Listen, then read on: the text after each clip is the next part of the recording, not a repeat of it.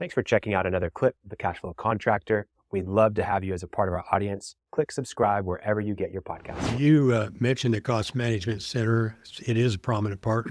What is it? So cost management center, and there's different scales of this. So we'll talk about what it's like in a small business and then how it evolves to what it becomes eventually. So in a smaller business, this is just a group of people that are responsible for managing the costs of the company. It can be, and it's all aspects of cost. It's everything from what you spend on vendors to real estate, to how you're handling compensation and wage increases and those type of things. And they come together and they hold each other accountable. In many cases, in an early stage company, it's one or three individuals that part-time jobs of those individuals that come together. They have a meeting to say, how are we focused on controlling those costs? And so they're just making sure that it's a priority that's being discussed and being approached appropriately. Then as the company grows, you start having people that are dedicated to cost management type of roles. You have people in sourcing and procurement. You have people that do just building, leasing, and people that do nothing but compensation. And those type of people now become part of the cost center, and that is their dedicated responsibilities. And so, but you still are left with that group of people that really own everything below the revenue line. And they're responsible for trying to make sure that the company is doing its best to control costs below that revenue line. Okay. So what would that look like in a small business? Who would be the best person for that? Who would be the person that's going to spearhead it and own it? Is it the owner? Well, I think it depends on the owner type, right? So sometimes you have owners that are strictly visionary salespeople that and they really don't want to, and you better not get them caught up in the administrative aspect of the business. That's not where they're going to shine. It's not good for the business. And so I would say in most cases, no. Now you do have, I have certainly run into owners before that because it's their own money, they're very involved in how it's being spent and manage that very closely. And so in those circumstances, I would say yes.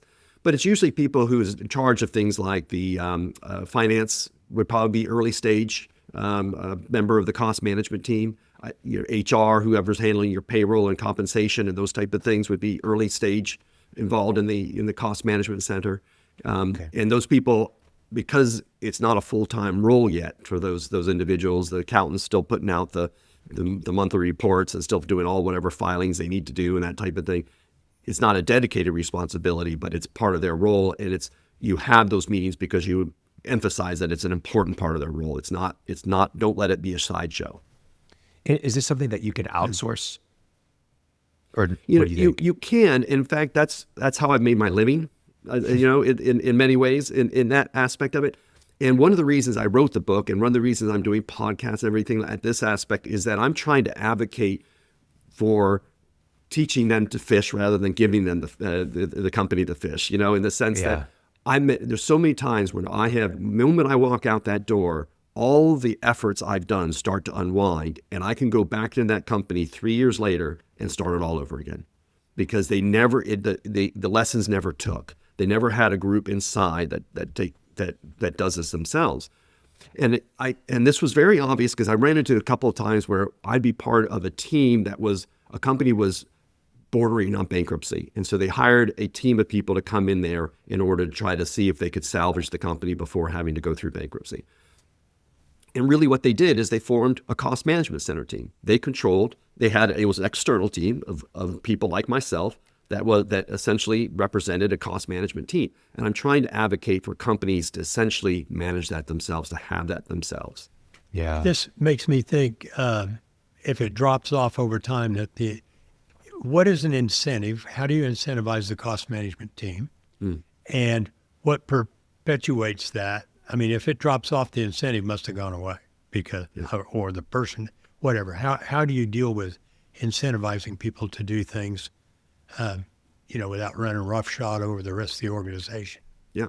So I actually have a very robust savings tracker that I make.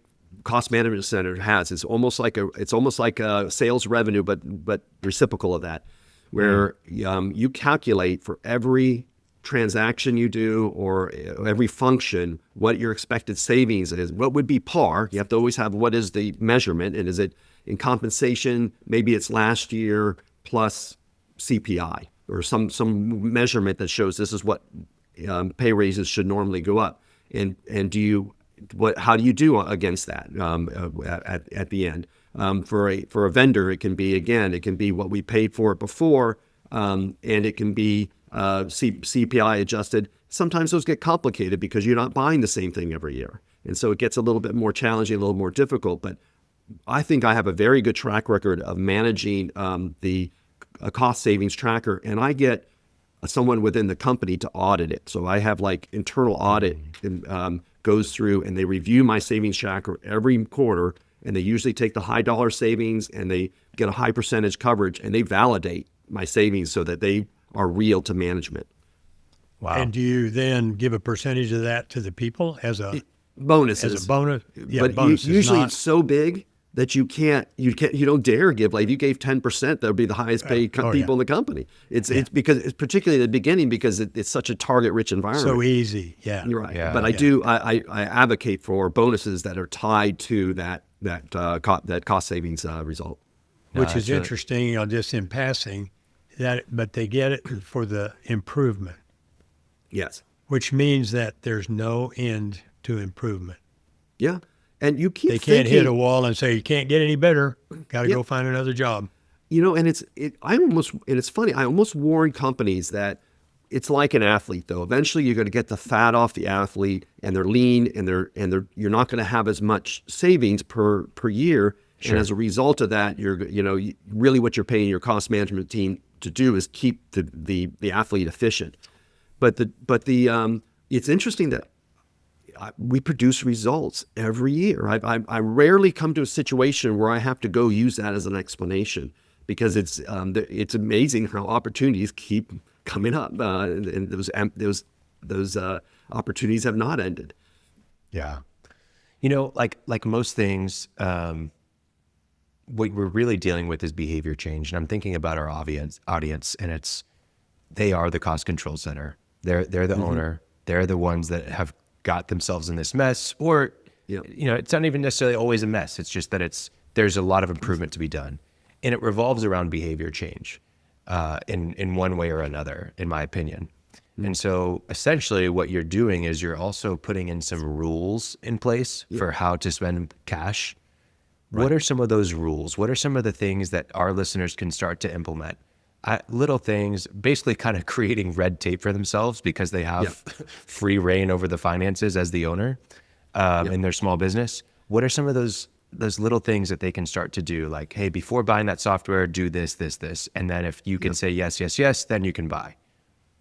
Well, if it's okay, let's maybe start big picture and work our way down to the little things, because I think there's some big things that owners mistakes they often make that I think we probably can give some advice on that are actually not only just cost reduction issues and create bloat, but they're actually help a lot of other aspects of the business. And one of the biggest mistakes I've seen is that a lot of entrepreneurs, because they are visionaries themselves, and that they tend to be attracted to other visionaries.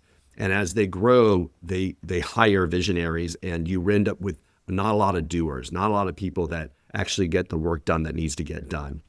And so I think I caution entrepreneurs to hire people that are different from themselves, that fill gaps within the organization. So that, and it's true for cost and bloat and waste, but it's also very true for many other aspects of the business. You want diversity of thought and skill set.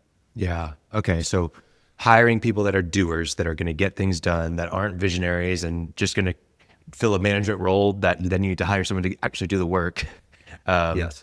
Okay, so what else? What are some of the things? Differ from yourself. I mean, a lot of entrepreneurs, they aren't comfortable with no. Some are very comfortable with it. Some are too comfortable with it. But a lot of them are, just want to be nice, and they're when they first get their first employees, they don't want to be too tough on them. Learn to be able to say no, that you can't appease everybody, and that no is something that is going to help the organization learn that it's yes to what is important, and no to things that we as an organization can't afford yet or don't feel that is going to build the value that we think it's going to be. One of the companies I worked with, they had one of their mottos was getting to yes. Everything was getting to yes.